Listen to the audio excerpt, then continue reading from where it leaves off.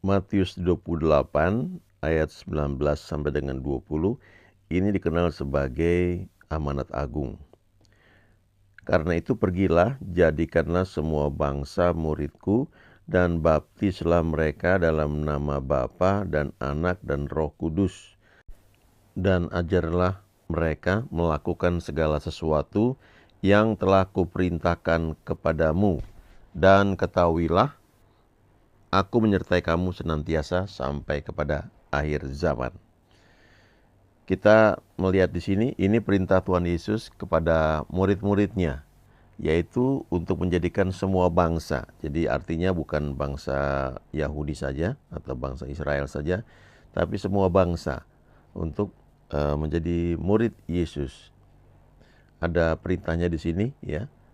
Termasuk di dalamnya adalah membaptis mereka dalam nama Bapa, Anak dan Roh Kudus. Lalu setelah itu mengajar mereka melakukan segala sesuatu yang telah kuperintahkan kepadamu. Jadi tentunya proses itu dimulai dengan memperkenalkan Yesus kepada mereka, ya, kepada semua orang. Tentu ada caranya, misalnya kalau di gereja, di kebaktian, ya, selesai kebaktian ada jemaat baru, kita datang, kita kenalan, lalu lewat sedikit percakapan, ya, kita bisa melihat apakah orangnya sudah kenal Tuhan Yesus atau belum. Lalu kalau belum, ya kita bimbing, ya, untuk menerima Tuhan Yesus sebagai Tuhan dan Juru Selamat. Lalu langkah-langkah berikutnya nanti ada follow up, ya, termasuk diantaranya adalah soal baptisan Roh Kudus. Nah, Tuhan janji bahwa Dia menyertai kita senantiasa untuk hal ini sampai kepada akhir zaman. Kemudian kalau kita baca Markus 16 ayat 15 sampai dengan 16, ini juga merupakan hal yang sama, cuma ini dicatat oleh Markus. Markus mencatat perintah ini, pergi ke seluruh dunia, beritakan Injil. Nah, ini yang tadi dikatakannya, jadikan semua bangsa muridku, itu dimulai dengan proses menyampaikan kabar baik, ya. Lalu dikatakan siapa yang percaya dan dibaptis akan diselamatkan, tetapi siapa yang tidak percaya akan dihukum. Nah, kita perlu lihat kata-kata di sini, ya.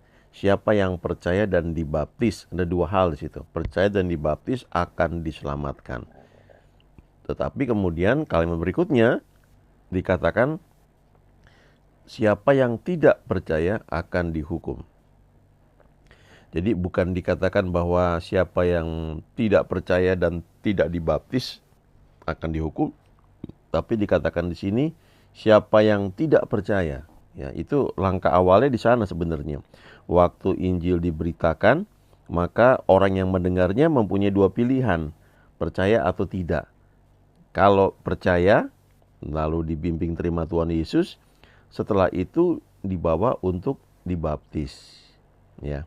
Nah, kalau dua hal ini dilalui, maka janjinya di sini percaya dan dibaptis akan diselamatkan. Kata diselamatkan itu yaitu zozo, ya.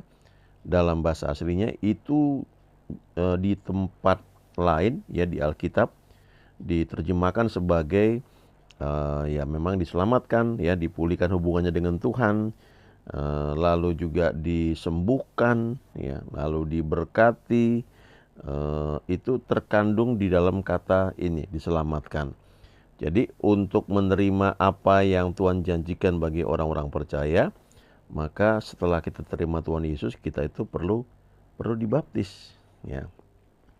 Tapi kalau dari gerbang awal saja kita sudah tidak percaya, ya, atau orang yang kita sampaikan kabar baik, orang itu tidak percaya, ya orang itu tidak menerima janji keselamatan, dan tentunya nanti akan termasuk orang-orang yang dihukum, ya. Dari sini kita melihat bahwa poin utamanya itu adalah percaya, ya. Setelah percaya baru dibaptis. Jadi bukan baptisan itu, ya, yang menyelamatkan, tetapi percaya kepada Tuhan Yesus itu yang menyelamatkan seseorang, memulihkan hubungannya dengan Tuhan, menjadikan dia ciptaan baru. Lalu proses selanjutnya maka dia harus dibaptis, ya. Kemudian dibimbing dijadikan murid Tuhan. Jadi sebenarnya kalau kita lihat ya mengenai baptisan ini ada 3 pengalaman ya ketika seorang itu terima Tuhan Yesus, kemudian dia menjadi murid ya, menjadi murid Yesus. Nah, kita lihat di sini apa itu yang baptisan. Nah, kata baptisan sendiri ya atau baptize ya kalau dalam bahasa Inggris itu sebenarnya kata bentukan dari bahasa aslinya yaitu baptizo. Ya, saya pernah dengar hamba Tuhan senior yang pelayanan internasional ya, dia cerita bahwa ketika Raja James sekian ratus tahun yang lalu ya, itu memerintahkan satu tim untuk menerjemahkan Alkitab dari bahasa aslinya ke dalam bahasa Inggris, maka dibentuklah satu tim ya. Tim itu kemudian menerjemahkan Alkitab ke dalam bahasa Inggris yang kita kenal sebagai versi King James, karena itu di bawah perintah Raja James. Tim tersebut bekerja. Waktu mereka sampai kepada kata baptizo, arti sebenarnya adalah itu diselamkan atau ditenggelamkan, dicelupkan sepenuhnya. Itu arti sebenarnya. Tetapi pada saat itu yang berlaku adalah orang itu dipercik, ya, tidak diselamkan. Jadi ada kurun waktu yang cukup lama sehingga perintah untuk dibaptis ke dalam air itu yang tadinya dicelupkan, ditenggelamkan, kemudian airnya menjadi cukup, tidak perlu ditenggelamkan. Nah, kalau itu penterjemah menggunakan kata dicelupkan atau ditenggelamkan, maka Alkitab ini versi King James akan ditolak oleh sebagian besar mungkin pada saat itu ya, oleh gereja yang ada. Jadi dibentuklah kata baru yang namanya baptize ya. Kata serapan itu sebenarnya dalam bahasa Inggris itu nggak dikenal. Nah, dibuatlah kata ini baptize ya. Nah, ada tiga bentuk, tiga pengalaman yang orang Kristen lalui di sini mengenai baptisan ya. What, who, whom, why, dan how. Apa itu baptisan ya, siapa yang membaptis, siapa yang dibaptis, kenapa dibaptis, dan bagaimana caranya ya, bagaimana pelaksanaannya. Yang pertama ini adalah istilah kelahiran baru ya. Ketika seseorang terima Tuhan Yesus, maka orang itu menjadi ciptaan baru. Nah, dalam 1 Korintus 12 ayat 13 itu diceritakan, dikatakan bahwa sebab dalam satu roh kita semua, baik orang Yahudi maupun orang Yunani, baik budak maupun orang merdeka, telah dibaptis, ya, dicelupkan, ditenggelamkan menjadi satu tubuh, dan kita semua diberi minum dari satu roh. Ya. Ini istilah baptisan di sini. Subjeknya yang melakukannya adalah Roh Kudus. Lalu objeknya adalah orang berdosa. Yang orang berdosa yang terima Tuhan Yesus, maka orang ini dibaptis ya di dalam satu roh, menjadikan kita ini satu tubuh ya, satu tubuh Kristus. Sehingga enggak ada lagi orang Yahudi atau orang Yunani, enggak ada lagi hamba ya, budak atau orang merdeka. Karena pada masa itu kan ada banyak zaman tentang perbudakan ya. Nah, kemudian mediumnya ya, atau perantara ya, atau ya medium ya, yang digunakan adalah tubuh Kristus ya. Tujuannya adalah orang diselamatkan ya.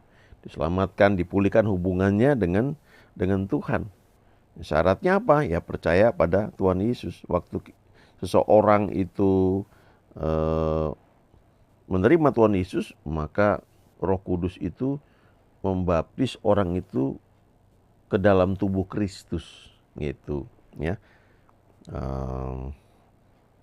Jadi kalau dikatakan seorang itu dibaptis di sini, ya, ketika Roh Kudus membaptis kita ke dalam Kristus, ke dalam tubuh Kristus ya, itu artinya kita ini dimasukkan ke dalam Kristus menjadi satu tubuh. Kita dibuat menjadi satu dengan Kristus di dalam roh kita, ya, karena manusia kan roh, jiwa, dan tubuh. Ketika seorang terima Tuhan Yesus, maka rohnya menjadi ciptaan baru, ya. Ada terjemahan dalam isi Inggris yang bagus, ya. Allah membaptis kita semua oleh rohnya yang satu itu ke dalam satu tubuh. Dan itu tidak menjadi soal, dan itu membuat tidak ada lagi perbedaan apakah orang Yahudi atau bukan, dan juga tidak membedakan apakah budak atau orang merdeka, ya. Jadi itu penjelasannya. Lalu pengalaman yang kedua adalah setelah orang terima Tuhan Yesus, maka orang itu harus dibaptis. Ya, itu tindakan selanjutnya. Istilahnya ini baptisan air. Itu yang disebut di Matius 28 tadi, ya, ayat 19. Pergilah, jadikanlah semua bangsa muridku dan baptislah mereka. Ya. Subjeknya siapa? Siapa yang melakukannya pembaptisan ini? Ya, ini murid Yesus. Nah, jadi kalau kita terima Tuhan Yesus, maka tindakan selanjutnya adalah kita dibaptis. Yang melakukannya adalah orang yang lebih dulu sudah kenal Tuhan dan sudah menjadi murid, yang mengerti kebenaran, ya. Nah, dalam konteks gereja, ya biasanya itu pendeta yang membaptis. Di gereja-gereja tertentu itu, walaupun sudah punya jabatan pendeta, ya, ada beda-beda gereja, ya. Ada yang pendeta itu dibuat berjenjang, dari pendeta pratama atau pendeta pembantu, lalu menjadi PDM, pendeta madya atau pendeta muda, lalu menjadi pendeta penuh, ya. Ada yang cuma membagi dua, ya, PDM dan PDT. Nah, itu soal aturan organisasi saja. Sebagian gereja itu juga, bahkan kalaupun seorang itu sudah punya jabatan, tapi untuk membaptis itu ada surat keputusan lagi tersendiri, ya. Karena organisasi gereja tersebut ingin memastikan bahwa orang yang melayani baptisan itu sudah diberi dasar-dasar firman dan cukup tahu, sudah melalui satu pendidikan atau training, sehingga ketika membaptis itu tepat, ya, sasarannya benar, gitu maksudnya. Baru suratnya bisa dikeluarkan oleh gereja. Jadi yang dibaptis siapa? Orang percaya, yang percaya pada Tuhan Yesus. Ya, mediumnya apa? Air. Ya, tujuannya itu manusia lama dikuburkan dan dibangkitkan kembali. Jadi memang kalau kita membaptis orang, ya, seringkali dipakai kalimat, aku membaptis engkau dalam nama Bapa, Anak, dan Roh Kudus. Di dalam nama Tuhan Yesus, ya, engkau mati bagi dunia, engkau dikuburkan, engkau dibangkitkan kembali menjadi ciptaan baru, ya. Ya, syaratnya apa? Sudah lahir baru. Jadi makanya perlu konseling dulu, ya, sebelum dibaptis. Nggak bisa langsung dibaptis gitu aja, ya. Supaya waktu dibaptis itu dilakukan dengan iman, ya, bukan ikut-ikutan aja gitu, ya. Ngerti kenapa itu dibaptis, dan orang yang membaptis juga tuh, ya, sudah paham, ya. Walaupun sebenarnya ya tidak harus pendeta juga, sebenarnya orang percaya yang murid Yesus. Cuma kalau misalnya kita membaptis seseorang, kalau kita tidak punya istilahnya lisensi, ya, dari gereja, maka kita nggak bisa keluarkan surat baptis pada orang itu, gitu, ya. Tapi kalau di dalam satu gereja kan ada aturan nih, siapa yang boleh membaptis, ya. Kayak siapa yang bisa setir mobil, ya, bisa belajar sih, tapi untuk bisa pakai mobil jalan raya harus ada lisensinya, harus ada SIM-nya, ya, supaya ada keteraturan. Lalu yang ketiga adalah pengalaman baptisan Roh Kudus di Yohanes 1 ayat 33 ini, ya. Subjeknya yang membaptis adalah Yesus, objeknya orang percaya, ya, bahkan sudah jadi murid mungkin, ya, tapi belum dibaptis oleh Roh Kudus. Mediumnya apa? Roh Kudus. Ya, tujuannya menerima kuasa untuk menjadi saksi. Nah, syaratnya sudah lahir baru, ya, haus dan lapar. Ya, ini yang perlu kita perhatikan. Ini sebenarnya janji yang Tuhan berikan bagi orang percaya ketika dia berkata di Kisah 1 ayat 8, tetapi kamu akan menerima kuasa kalau Roh Kudus ya, atau saat Roh Kudus turun ke atas kamu, dan kamu akan menjadi saksiku ya, di Yerusalem, di seluruh Yudea, Samaria, dan sampai ke ujung bumi. Nah, ketika kita terima Tuhan Yesus, kita itu oleh Roh Kudus kita dibaptis ke dalam tubuh Kristus. Kita diselamatkan. Syaratnya itu kita percaya dan terima Tuhan Yesus. Ya, tidak semua orang yang datang ke gereja mungkin sudah terima Tuhan Yesus. Makanya dalam beberapa gereja itu seringkali di akhir kebaktian pendetanya akan selalu nanya, siapa yang belum terima Tuhan Yesus ya, ayo dipimpin terima Tuhan Yesus ya, secara massal atau diarahkan untuk asyir, para pelayan Tuhan untuk melayani ya, terima Tuhan Yesus itu. Nah, lalu pengalaman selanjutnya ya, orang itu dibaptis ya. Siapa yang membaptis? Ya adalah murid Yesus. Ya, kita dibawa untuk dibaptis oleh orang yang sudah lebih dulu kenal Tuhan, sudah menjadi murid Tuhan. Ya. Kalau di gereja ya biasanya pendetanya atau penatua atau ya orang yang punya lisensi untuk melakukan hal itu. Tujuannya supaya nanti ada surat baptis, ya, sudah dibaptis. Biasanya itu diperlukan kalau mau pemberkatan nikah, kalau mau menjadi pelayan Tuhan di gereja ya, mau terlibat lebih jauh lagi ya dalam pelayanan, itu akan ditanya. Kemudian setelah itu kita dibawa untuk mengenal kuasa Roh Kudus ya, lewat baptisan Roh Kudus. Nah, ini yang di Yohanes 1 ayat 33, ketika Yohanes Pembaptis berkata, aku pun tidak mengenalnya, tetapi dia yang mengutus aku untuk membaptis dengan air telah berfirman kepadaku, jikalau engkau melihat roh itu turun ke atas seseorang dan tinggal di atasnya, dialah itu yang akan membaptis dengan Roh Kudus. Ini baptisan yang memberikan kuasa. Kisah 1 ayat 8 itu dikatakan, tetapi kamu akan menerima kuasa, kamu akan menerima power, kamu akan menerima dunamisnya.